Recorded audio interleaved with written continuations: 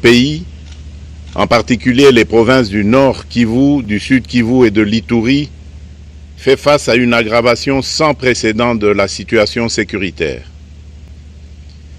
Les forces de défense du Rwanda, en soutien de leurs marionnettes du M23, poursuivent leur entreprise terroriste sur notre territoire, semant la terreur et la désolation parmi nos populations. Je partage avec vous la douleur et l'indignation face à ces attaques barbares. Ces actes ne sont pas seulement une attaque contre la République, mais une offense à l'histoire et à la dignité de notre peuple. En ces moments difficiles, je vous appelle à la résilience et surtout à la résistance. Face à cette situation, permettez-moi de vous rassurer. Une riposte vigoureuse et coordonnée contre ces terroristes et leurs parrains est en cours. Nos vaillantes forces armées de la République démocratique du Congo, symboles de courage et de patriotisme, sont pleinement mobilisées, prêtes à défendre chaque centimètre de notre territoire. J'ai personnellement convoqué et présidé des réunions de crise avec une équipe restreinte du gouvernement, le haut commandement militaire ainsi qu'une réunion interinstitutionnelle afin d'évaluer les récents développements de la situation et de lever les options pour repousser les agresseurs et reconquérir chaque parcelle de notre territoire. À cet effet, j'ai nommé ce 28 janvier le général-major Évariste Somo Kakule au poste de gouverneur militaire du Nord Kivu pour renforcer la coordination des opérations militaires et restaurer l'autorité de l'État. Parallèlement, nous avons engagé d'importantes démarches diplomatiques, notamment au sein du Conseil de sécurité des Nations Unies, ainsi que dans le cadre du processus de paix de Luanda, auquel nous restons pleinement engagés malgré les obstacles. Nous privilégions la voie du dialogue, mais toujours avec lucidité, tout en restant fermement résolus à défendre notre territoire et notre souveraineté par tous les moyens nécessaires. Mais ce combat n'est pas seulement celui des FARDC. C'est le combat de tout un peuple, le combat de notre identité congolaise, afin de léguer aux générations futures un pays prospère et en paix.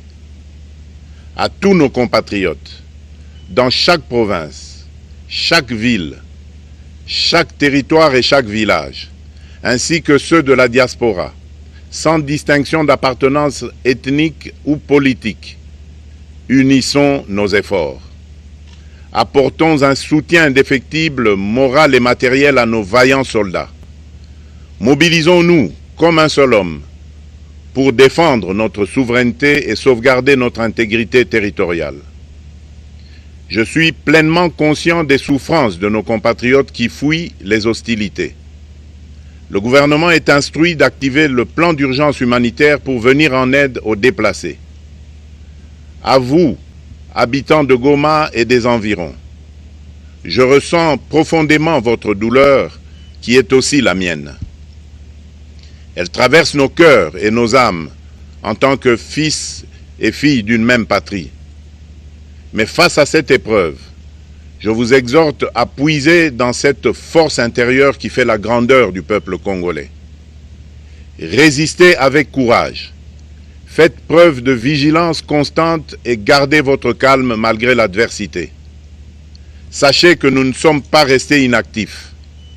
Des plans de contingence sont préparés pour assurer la protection de la population civile et prévenir toute escalade de la violence. Les dispositifs de sécurité ont été renforcés pour protéger les zones stratégiques et nous travaillons sans relâche pour garantir le fonctionnement des services essentiels.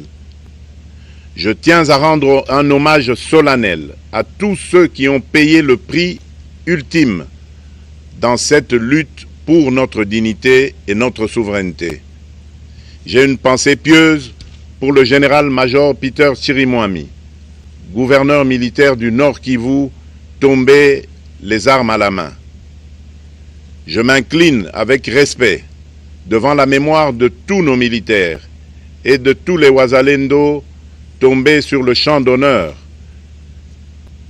Je pense aussi aux soldats de la mission de la communauté de développement d'Afrique australe, la SAMI d'IRC, qui combattent à nos côtés, aux casques bleus de la MONUSCO, qui ont sacrifié leur vie pour la paix, ainsi qu'aux innombrables civils victimes de la barbarie ennemie.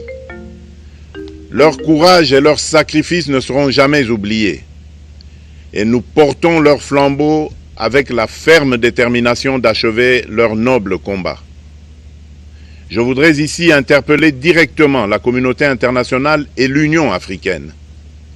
Le Rwanda continue de violer ouvertement et sans scrupule les principes fondamentaux de la Charte des Nations Unies ainsi que les accords régionaux. Pire, ces agissements se déroulent dans une impunité totale et ce, avec un mépris manifeste des règles internationales et des valeurs que ces institutions sont censées défendre.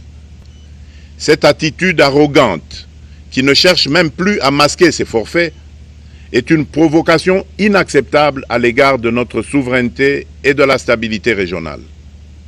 La présence de milliers de soldats rwandais sur notre sol, leur soutien politique, logistique et militaire à leur pantin du M23, ainsi que leur implication dans l'exploitation illégale de nos ressources naturelles, nous conduisent tout droit à une escalade aux conséquences imprévisibles, mettant en danger toute la région des Grands Lacs.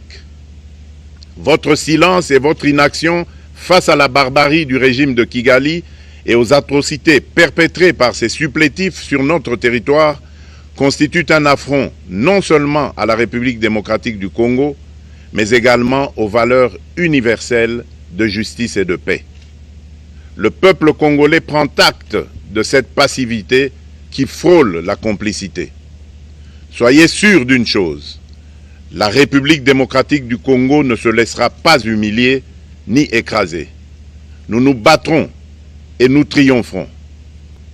Congolaises et Congolais, l'heure est certainement grave, mais notre détermination est encore plus inébranlable. Ce moment critique nous offre l'opportunité de montrer au monde ce qui fait notre force, c'est-à-dire notre unité sans laquelle tous nos efforts seraient vains. Je vous appelle à être vigilants, mais à ne pas céder à la haine, aux divisions ou à la violence. Je condamne avec la plus grande fermeté les actes de vandalisme et de pillage qui ont visé certaines missions diplomatiques accréditées en République démocratique du Congo, ainsi que des intérêts privés dans la ville de Kinshasa. Ces comportements irresponsables dénaturent l'expression saine de notre colère face à l'agression barbare nous imposée et jettent une ombre sur les manifestations pacifiques de soutien à nos vaillantes forces armées qui luttent avec courage et abnégation pour défendre notre souveraineté. Notre engagement doit rester ferme et discipliné. Nous gagnerons cette guerre par notre unité, notre courage et notre sens de responsabilité, et non par la violence aveugle et par l'anarchie. Cette victoire ne sera possible que si chaque Congolais, où qu'il soit, prend toute la mesure du combat qui est le nôtre. J'appelle donc la nation entière, hommes et femmes, jeunes et vieux, acteurs politiques, opérateurs économiques, membres de la société civile, confessions religieuses, artistes et sportifs à se mobiliser, à faire bloc derrière nos vaillantes forces armées et à contribuer chacun à son niveau à l'effort de guerre.